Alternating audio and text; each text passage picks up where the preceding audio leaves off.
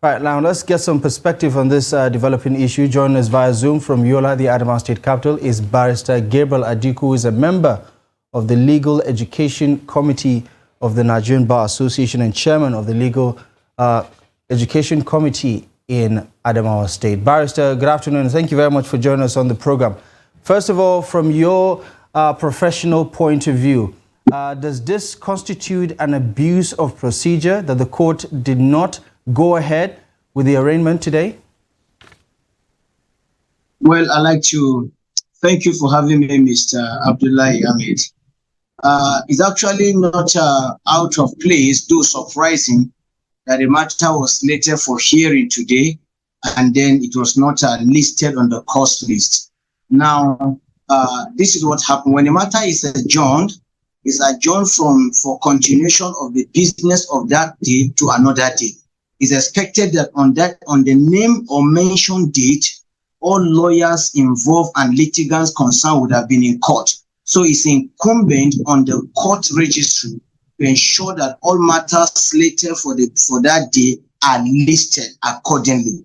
But where it is not, for one or two reasons, it is not really a breach, so to say, but then it's incumbent on the judge, presiding officer of the court, to inform litigants and their lawyers respectively of the reason why the matter is not listed. It is not one of those matters or one of those reasons that should be swept under the carpet. Parties are already in court for the business of the day, so they should know why their matter is not listed. So pointedly on your question, it is not really a breach, so to say, where there's a reason justifying such a failure to slate it for the business for which it was adjourned to. From your experience, what are the likely explanations as to why the court cannot reconvene for the hearing today? What could possibly be the reason behind it? Now, it's possible the health of the judge. It is possible that maybe the schedule of the court list for that day is busy, and the matter, the Emefiele's matter, is such that may drag on. The court may want to have it later for a free day. Or it is also possible that certain applications came in that the court need to have gone through before today, which he was unable. So many reasons will account for the failure of the court to slate it for hearing, which is supposed to be the business of today. But then, whatever it is, the judge is incumbent on the court to explain to parties concerned why their matters that is listed for that day was not slated for the business of the day.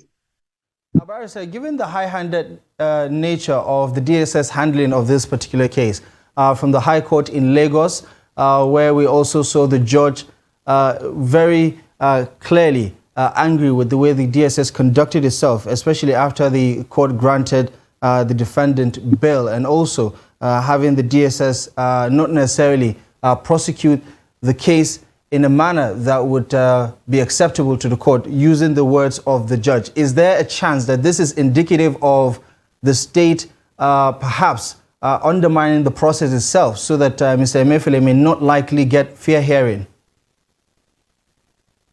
You see, Mr. Ahmed, the judge, out of his observation of the conduct of their DSS officers, have made his comment. But then whatever he said about them is incumbent on them to allow the machinery of justice grind freely. And in which case, I think that statement is more of a rebuke, or is more of reprimanding them to ensure they do what is proper. They are officers of the law. They are not to bend the law to favor them. And Emefiele is entitled to fair trial. So as it stands, the judge have made his comment, which for me is a rebuke, calling them to order.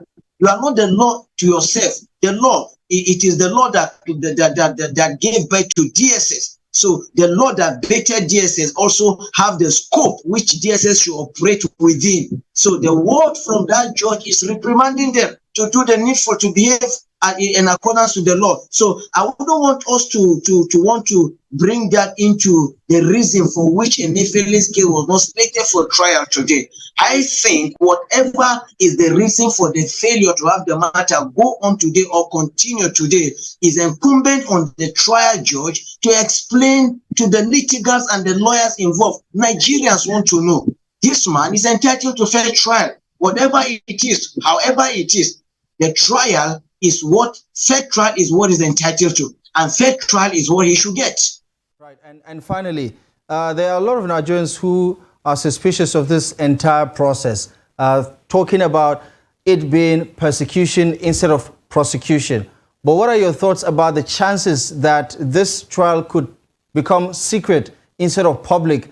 Because last week on Thursday, when he was arraigned before the court, following the subsequent failure of the second defendant to appear, which stalled the first hearing in the first place, he was covertly brought into the court, and the media was pretty much blockaded from accessing Mr. Emefiele upon arrival to the court. What are the chances that the state is trying to conduct this trial in secret?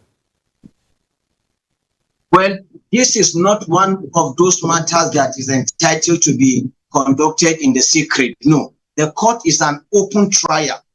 Anything short of open trial cannot be adjudged to be fair trial. So I want to say, I don't want to suspect. There's no attempt anywhere whatsoever, and there should be no attempt anywhere whatsoever to conduct Emefiele's case in the secret. It must be in the open court.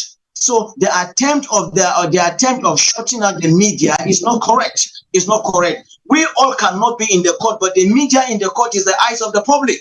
So the media must be allowed into the court to observe the proceeding and report to Nigerians.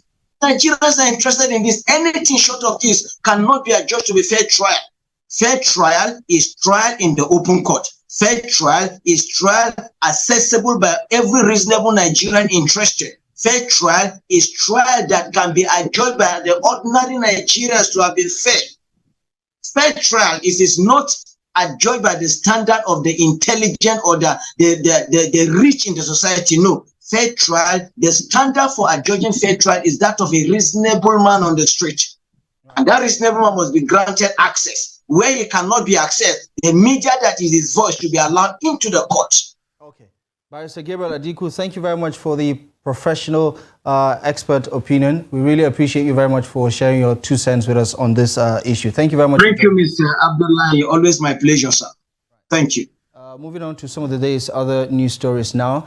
The Acting Inspector General of Police, Kayode Egbetokun, says the force will set up a special intervention squad in various formations across the country to tackle insecurity. The police boss said this during a retreat for ex-police officers in Ibadan, the Oyo State capital.